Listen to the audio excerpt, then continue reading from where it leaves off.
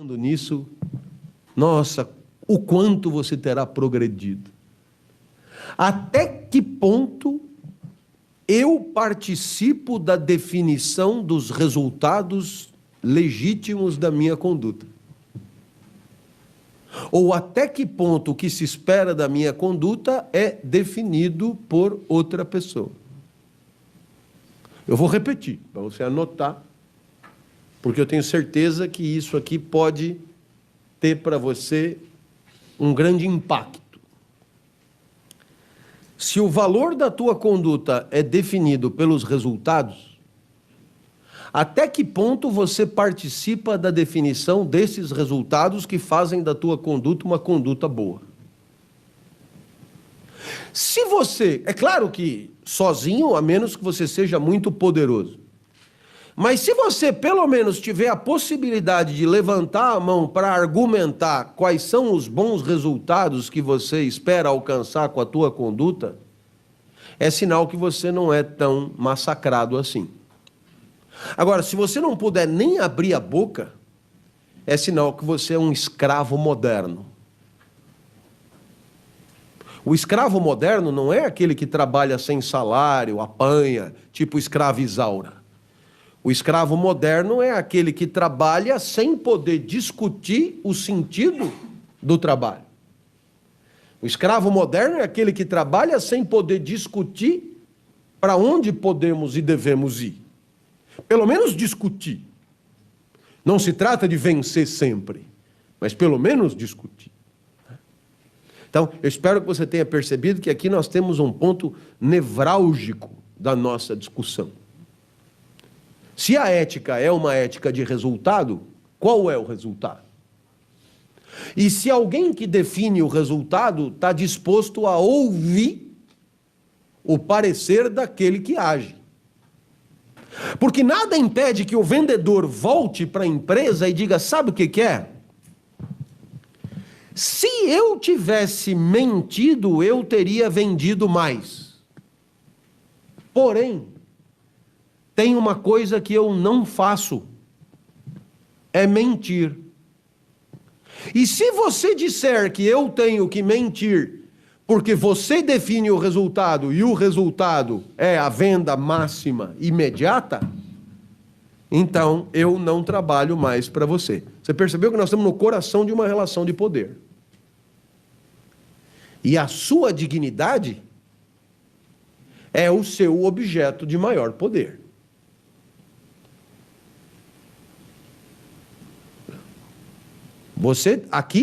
Você manda. Mas existe um limite. E esse limite eu não vou abrir mão. Então, para a gente continuar brincando, vai funcionar assim. Eu tenho que participar, pelo menos, dos limites do resultado que você me impõe. Porque eu não minto. Certo? É por isso que a gente chega num terceiro sentido da palavra ética.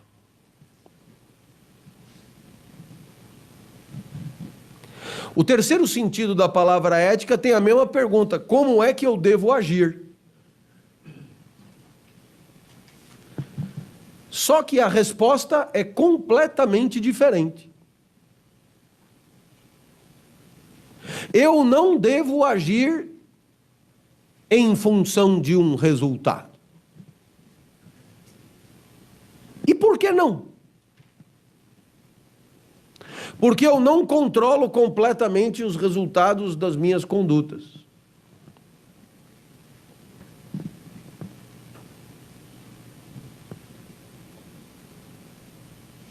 Como assim eu não controlo completamente os resultados das minhas condutas? Não controla?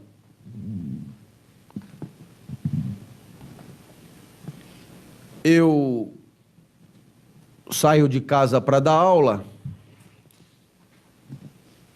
e você já me acompanha e sabe como é a minha aula.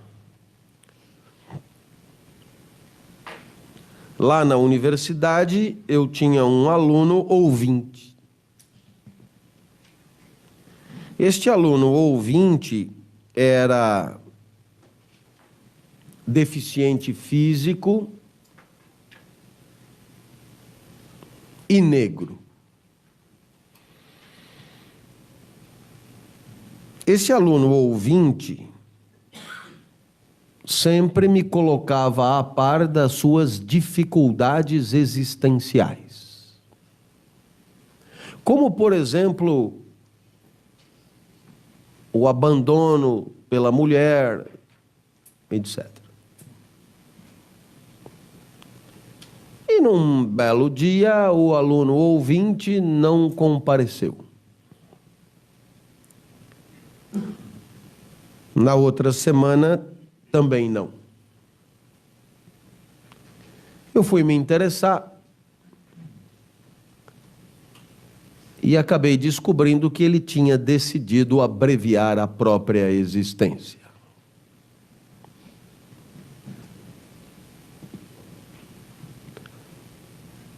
Alguém então poderia argumentar: as suas aulas ajudaram. Eu tenho a impressão que sim. Porque a filosofia, dependendo de como você está, ela aborrece muito. Então alguém poderia dizer: se ele não assistisse às tuas aulas, talvez ele não tivesse se matado. É possível. Ora, pela ética dos resultados, eu deveria ser responsabilizado pelo seu suicídio. E aí eu levanto a mão e digo: mais um minutinho.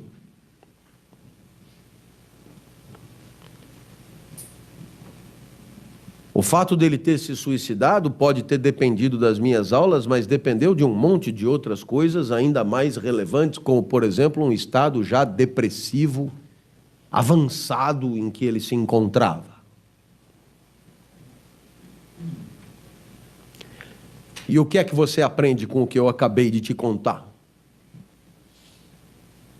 Que nenhum resultado tem uma causa só. E ninguém é responsável sozinho por resultado nenhum. Nem bom e nem ruim. E essa é a grande observação que faz o Steve Jobs na sua biografia, autobiografia. Ele diz assim: muita gente me pergunta o que foi que eu fiz para chegar aonde cheguei, e eu sou obrigado a esclarecer. Quando eu fiz o que eu fiz, eu jamais poderia imaginar chegar aonde eu cheguei. E 99% do que aconteceu para que eu chegasse aonde eu cheguei não foi consequência do que eu fiz. Eu poderia ter feito as mesmas coisas. Se tivesse sido 2 ou 3 dias depois, teria sido um fracasso absoluto. Portanto, a ética não pode ser o valor da conduta pelos resultados, porque os resultados não são um bom critério. Nem eu devo ter a minha aula avaliada pelo suicídio do aluno, como o Steve Jobs não pode ter o sucesso da Apple avaliado pela sua conduta. Por quê? Porque quando você age, você sempre age pensando fazer o melhor, só que o que acontece depende de tantas coisas que você sequer imagina, quanto mais controla. É nesse momento que a pessoa levanta a mão e diz: bom, mas se a conduta não vale pelo que acontece depois, vale pelo quê? Resposta: pela conduta. E o valor da aula? Na aula. Ah, mas e se todo mundo detestou a aula? Ela pode ter sido brilhante. Como pode uma aula brilhante despertar a raiva de todos os alunos? Você não sabe quais são os alunos. E o vendedor pode ter agido brilhantemente e não ter vendido nada. Simplesmente porque fez o que tinha que fazer, e fazendo o que tinha que fazer, esclareceu de tal maneira o comprador que o comprador não achou prudente comprar. O vendedor que esclarece o comprador com honestidade costuma não vender.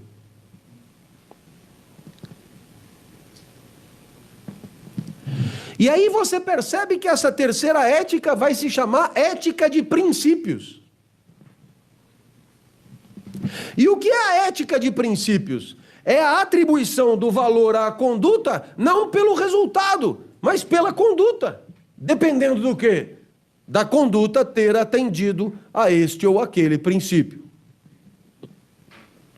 A ética de princípios é o que você encontra nos banners das empresas. No banner da empresa está escrito valores. É uma expressão inadequada. São princípios. O que o princípio permite é que você atribua valor à conduta. Mas a honestidade não é um valor, é um princípio graças ao qual você pode atribuir valor à conduta do vendedor. O vendedor vale pelo que ele vendeu? Não. Vale pelo respeito aos princípios que são os princípios dele, vendedor, ou da instituição à qual ele pertence. E aí, então, você pode agir em função do princípio da honestidade, não vendeu nada, mas agiu bem. Você pode agir em função do princípio da sustentabilidade, não vendeu nada, mas agiu bem. Você pode agir em função do princípio da inovação, não vendeu nada, mas agiu bem. Você pode vender em função do princípio, sei lá, da integridade, não vendeu nada, mas agiu bem. Por quê? Porque não conta o resultado, conta o princípio. Porque de duas uma. Ou o valor da conduta está no resultado, ou está na conduta. Ou o valor da aula do professor está na satisfação do aluno, ou está na própria aula. E, naturalmente, você encontrará gente que coloque resultado entre os princípios.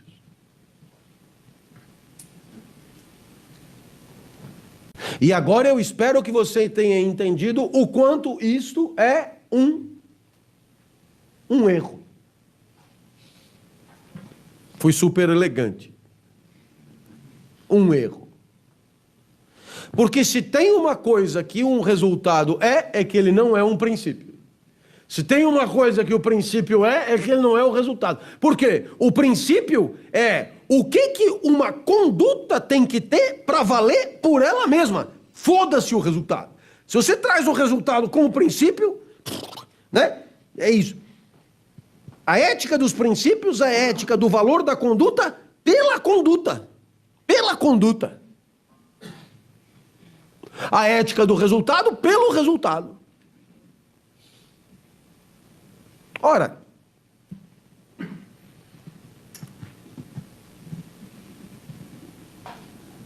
aqui você tem uma questão de poder fantástica. E por quê? Porque os princípios são muitos. E o que é pior, contraditórios entre si. Você pode ter como princípio a confiança, como já dissemos. E se você tiver como princípio a confiança, isso significa que a sua conduta terá sido boa se e somente se você tiver confiado. Por exemplo, confiado no comportamento do outro. Vamos imaginar que um líder tenha subordinados. O líder está submetido a princípios de conduta. E um dos princípios de conduta é a confiança. Ele chega para o subordinado e diz: vá para Goiânia, faça isso, isso, isso.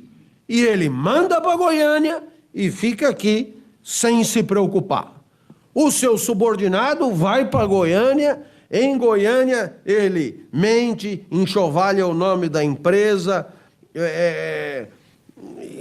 vai para Esbórnia, gasta tudo que tinha, rouba, e tal. Muito bem, dirá você, vai ver o que você fez, diz o presidente para o líder. E o líder dirá: agi bem, agi de acordo com o princípio da confiança. Sim, mas por causa da confiança, olha o resultado. Pois é, meu amigo, mas aí é o seguinte, ou é confiança ou não é. Se eu for com o cara para ele não fazer besteira, então eu diminuo a catástrofe, mas eu não confiei. Ou é o princípio ou não é o princípio. O senhor sempre diz coisas que deixam a gente na dúvida. Pois é, esse é o papel de um professor de filosofia. Agora, o princípio poderia ser o da desconfiança? Claro! Desconfie sempre! E aí então, o comportamento bom é o comportamento oposto. E você perguntará: quais são os princípios que devem nortear o comportamento de uma empresa? Sei lá, os que ela quiser. E você perguntará: quem é que define os princípios? Resposta: quem manda. Mas é evidente. É evidente. Eu não sei se você percebeu, mas se na ética dos resultados quem manda é quem define os resultados, na ética de princípios quem manda é quem define os princípios. Portanto, existe, e eu espero que você tenha percebido na minha conversa até aqui, um paralelismo entre ética e poder.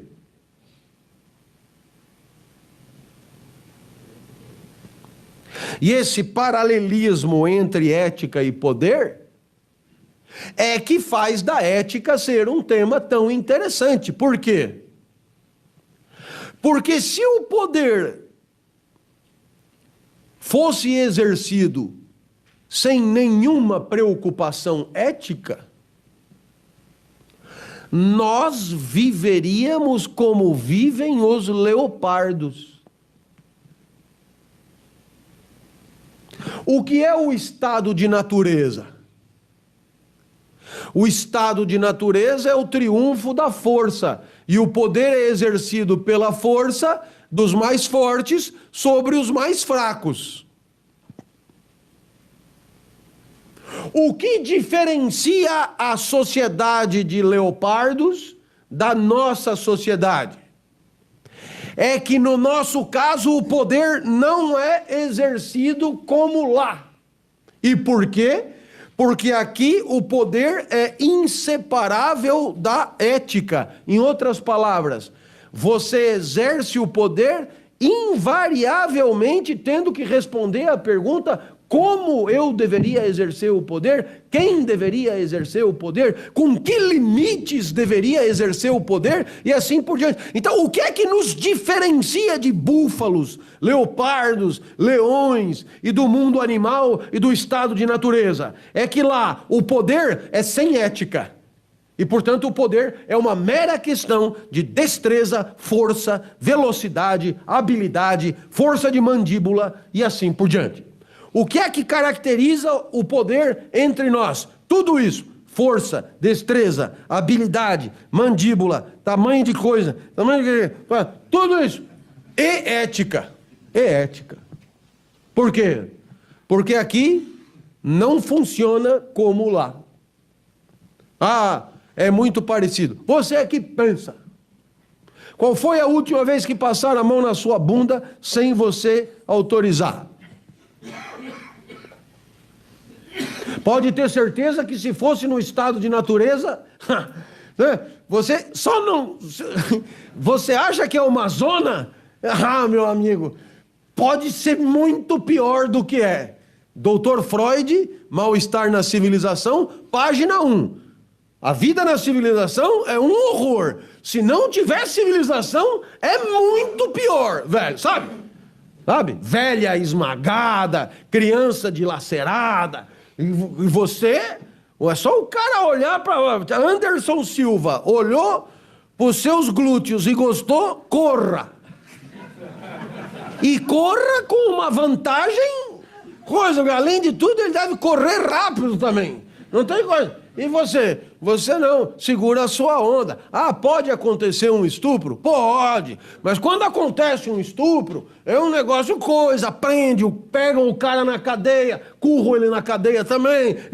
Quer dizer, o estuprador, ele até estupra, mas não é assim. Saiu aí, vou escolher uma pra mim. Não, é coisa. Civilização existe. Portanto, o exercício do poder é temperado pela ética o tempo inteiro. Quem deve exercer o poder, em que condições, sabe? De 4 em 4 anos troca, entendeu? Ou pelo menos pode trocar. E quando não troca? É porque não tem ninguém para enfrentar. Mas cada 4 anos pode submeter e coisa, sei que e tal. É uma zona? Poderia ser muito pior. Então eu não sei se você percebeu, mas existe aqui um paralelismo fantástico entre o que é buscar a satisfação dos teus apetites, que é a busca de todo o exercício de poder, e as condições sociais em que isso pode ser feito, que é a ética. Certo? Né?